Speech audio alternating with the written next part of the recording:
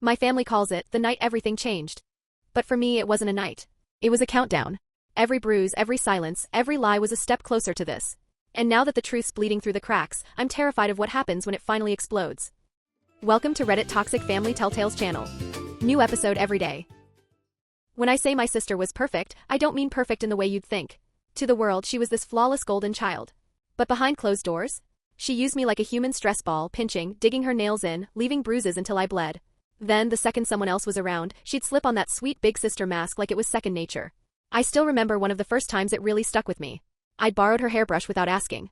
Dumb, I know, but I was a kid. She cornered me and pinched my arms so hard that by the time I showed up to basketball tryouts, I looked like I'd been mauled. Her excuse? I'd contaminated her stuff with boy germs. Yeah, that's the kind of logic I grew up with. By the time I hit 14, I was done.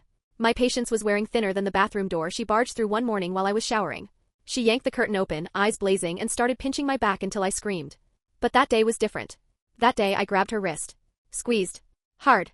Except, the satisfaction I thought I'd feel never came. Instead, guilt did. Heavy. I ended up crying and letting her pinch me back even harder, because somehow I felt like I was the monster. And my parents? They weren't blind. They saw the bruises. The nail marks. They heard the crying. But in their eyes, she was their angel. Their charming, popular daughter who made our family look good. They didn't want to admit their perfect girl was a nightmare behind closed doors. At school, she played her part flawlessly, holding my hand in the halls, introducing me as her favorite little brother. It made me sick. But I'll give her one thing, she taught me pain tolerance. While she broke me down, I built myself up. By 16, I was captain of the varsity basketball team. I could take a hit like nothing. Meanwhile, she was a senior and the drama queen of her friend group.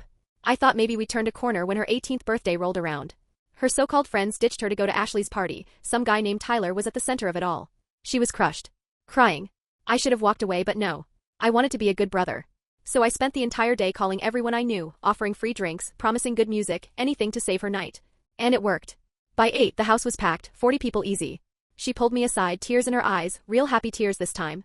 Called me the best brother in the world. For a second, it felt like we were actually siblings. We even did shots together. Then Tyler showed up. Wasted. With his new girlfriend on his arm and venom on his tongue. She's so desperate, he slurred. She had to get her loser brother to beg people to come. 20 minutes later, the party was a ghost town. She didn't speak to me for 2 days. And then came the night that changed everything. Our parents were out at their anniversary dinner. I was in my room when I heard this soft knock. Can we talk? Her voice was almost gentle. I opened the door. She shoved me so hard my back hit the wall. Her face was twisted with rage. You knew Tyler was Ashley's cousin? You invited him just to humiliate me. You've always been jealous I'm the favorite. She was holding her hair straightener. Still hot. Before I could react, she swung it at my face. I ducked. There was this sharp sizzle and then, the most horrifying scream I've ever heard. She'd missed me and pressed it against her own neck. The smell of burnt skin hit the air. Red blisters bubbled up almost instantly. She bolted to the bathroom, sobbing hysterically. I called 911 with shaking hands. 3rd-degree burns. Skin grafts. A permanent scar. At the hospital, when my parents rushed in, I didn't say a word. Just check her phone. And when they did, everything unraveled. Years of texts where she bragged about making me cry. Photos of my bruises with laughing emojis. My dad went ghost white. My mom collapsed into tears. They separated us right then. I sat in a hospital room alone, answering the same questions for hours. When the cops showed up at 2 a.m., I showed them everything I'd saved since I was 12, every message, every piece of proof. The female officer's jaw clenched tighter with every scroll. My parents arrived at the station at 4, both wrecked. They couldn't even look at me. The detective, Catherine, had kind eyes, but she didn't hold back. She made me recount everything. The bathroom. The bruises. The silent dinners where they pretended not to hear. She wrote it all down. Child Protective Services got involved the next morning. My sister came home 2 days later with her neck wrapped in gauze. She could barely turn her head. She moved into the guest room. Mom hovered over her. And through the wall at night, I could hear real crying this time, not the fake stuff she used to put on for sympathy. Nicholas, the social worker, visited twice a week. He was young, calm, the kind of guy that made you want to spill everything. My parents were forced into counseling. She got anger management classes. Court ordered. And the investigation? It dug up everything. Friends she'd bragged to. Screenshots from people who'd been too scared to speak up before. My parents had to face the truth, they'd let it happen. Dad finally broke down in a session, sobbing that he'd known something was wrong all along. 3 months later, the bandages came off. The scars on her neck were raw, angry red. She wore turtlenecks in warm weather. Her friends stopped coming by. The golden girl had fallen. We started having supervised family dinners. A social worker would sit in the corner, silent, taking notes while we talked about weather and TV like strangers. One night, she dropped her fork. The sound was so loud in that quiet room, we all flinched. She bent down to grab it, then froze, her scar tissue pulling tight. Tears filled her eyes as she whispered, "I've got it." She forced herself upright, face streaked with tears, and walked out without another word. Nicholas scribbled something down. No one said a thing. The silence that followed was heavier than anything she'd ever done to me. And deep down I knew this wasn't over. Not by a long shot. The next morning the house was quiet. The kind of stillness that almost hums in your ears. I walked into the kitchen at 5 a.m. and found my sister hunched over the counter, clutching a coffee pot like it might steady her. She was trying to fill it, but her neck wouldn't tilt far enough back to see the water line. The counter was soaked. Water dripped off the edge, pooling at her bare feet. "Let me help," I said softly. To my surprise, she just stepped aside. No fight, no sarcastic comment, nothing. That's when I saw them, fresh bruises on her arms. Deep purple, fading to that sickly yellow. The kind of marks you only get from someone grabbing you. I knew. Because I'd worn them too many times before. "What happened to your arms?" I asked. She yanked her sleeves down fast. "Nothing. I bruise easily now. The meds make my skin sensitive." But I knew a lie when I heard one. Later at school I saw Mia, her ex-best friend, cornering her by the lockers. Mia's hands were slicing through the air as she shouted, jabbing a finger in my sister's face. My sister just stood there, head slightly bowed, like she'd forgotten how to fight back. I stepped in. "Everything okay here?" Mia spun toward me with a smirk sharp enough to cut glass. "Oh look. The victim's here to save his psycho sister. How sweet." "We're leaving," I said, steering my sister away before it got worse. She stayed quiet until after school. In the car, her voice cracked open. "They all hate me. Everyone thinks I'm a monster. Mia grabbed me yesterday. Said I deserved worse than some scars. Said she wished the straightener had hit my face instead." I didn't have an answer. Because part of me got it. She'd hurt a lot of people. But hearing those words, seeing her like this, made something inside me twist tight. Catherine called an emergency session. The school had reported escalating harassment. When my sister walked into the meeting room, she looked smaller than I'd ever seen her, shoulders curled in, sleeves pulled past her wrists like armor. "We need to discuss alternative schooling options," Catherine said. "This environment isn't safe for her recovery." Mom and Dad exchanged that look they always did when reality hit too hard. Mom spoke first. "We can't afford private school. There are online programs," Catherine offered. "Or Westfield High across town." My sister shook her head stubbornly. "I've only got 3 months left. I can handle it." She couldn't. The next week, someone spray-painted "abuser" across her locker. Even after the janitor scrubbed at it, the ghost of the letters lingered. She started eating lunch in the nurse's office, hiding away from the world she used to rule. I walked her to class when I could, sat with her when the nurse's office was closed. My teammates didn't understand. "Why are you protecting her?" Jake asked at practice. Another guy muttered, "She's getting what she deserves." I missed my free throw. "She's still my sister," I said quietly. Coach overheard. Made the whole team run suicides. "We don't kick people when they're down," he barked. But even he couldn't stop the ripple effects. At home, our parents were unraveling. I'd hear them arguing behind their bedroom door at night, voices sharp, blame ricocheting between them like bullets. One night there was a loud crash. The next morning, Dad was asleep on the couch. And that's where he stayed. Nicholas started visiting 3 times a week. The court was keeping close tabs on us now. Weekly progress reports. Mandatory sessions. And my sister? Her physical therapy was going downhill fast. The therapist warned that if she didn't keep up with the exercises, the damage could last a lifetime. But she'd stopped trying. So I started going to her room after dinner, sitting cross-legged on her floor, counting reps as she begrudgingly stretched. She'd wince. Curse under her breath. But she did it. One night while we were working through the last set, she spoke up, voice small. "Remember when we used to play board games? Before I got mean." "Yeah, I remembered." I swallowed. "What happened? When did you start hating me?" She was quiet for a long time. "Then, I never hated you. I hated that you were better than me. Nicer. People liked you for you. They only liked me because they were scared not to." Her words hung in the air like smoke. I helped her through the last stretch, watching her face twist in pain as the scar tissue pulled tight. 2 weeks before graduation, everything shattered. Someone posted every screenshot, every cruel message she'd ever sent, every picture of my bruises, on the school forum. It spread like wildfire. Parents called the school demanding she be expelled. The principal held an emergency assembly about cyberbullying, but the damage was done. She didn't come home that night. At midnight, our parents called the police.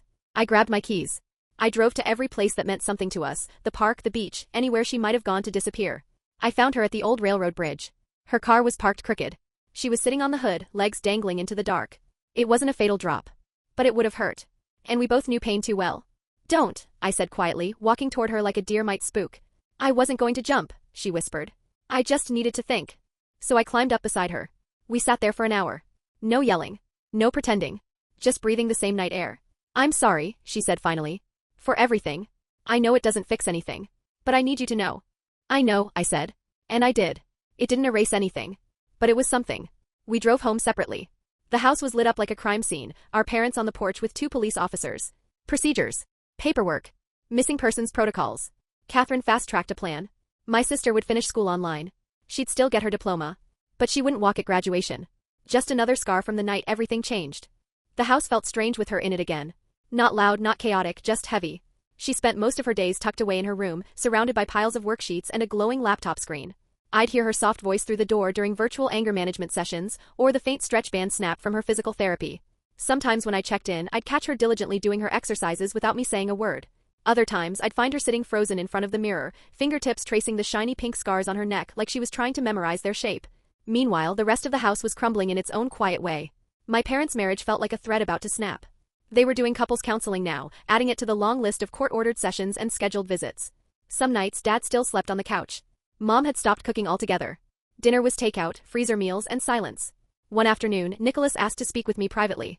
His voice was calm but direct. "How are you handling all this?" "I'm fine," I said automatically, like a reflex.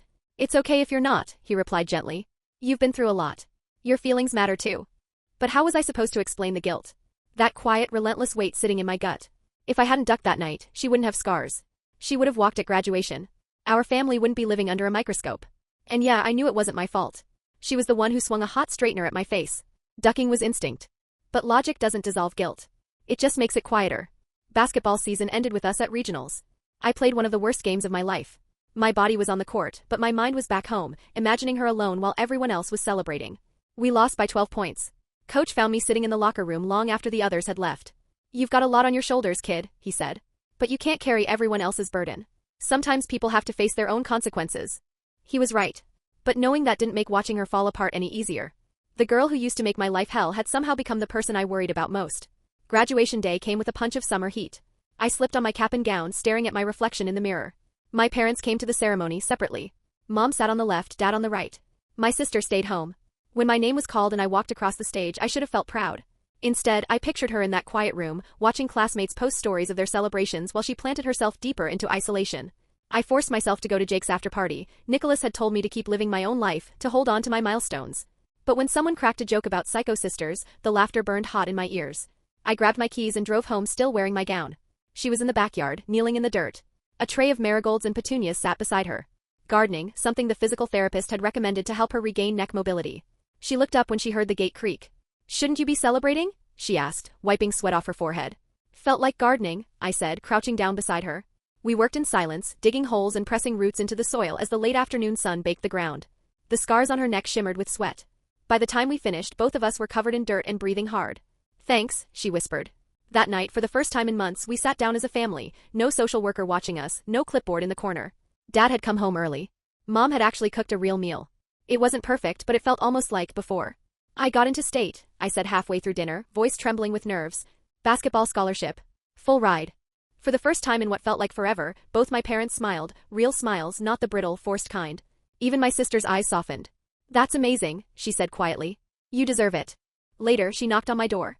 "Can I ask you something?" I let her in. She sat on the edge of my bed, fingers picking at a loose thread on my comforter. "Do you think we'll ever be normal again?" she asked. "Our family, I mean." I thought about lying. About saying yes, everything would be fine. But we were past the point of soft lies. "I don't know," I said honestly. "But maybe we can be something different. Maybe better." She nodded slowly, understanding. We'd never have what we lost. Too much had happened. Too many scars, visible and invisible. But maybe, just maybe, we could build something new. A week later, Catherine came for her final visit. We'd finished every court requirement. Counseling, therapy, supervision. The case was officially closing. "You've all made significant progress," she told us, her voice warm but firm. "But the real work starts now." And she was right. Because healing doesn't come with a finish line. It just changes shape. Thanks for watching. Today's train wreck is over, but tomorrow's ride is already on track. Subscribe so you don't miss it.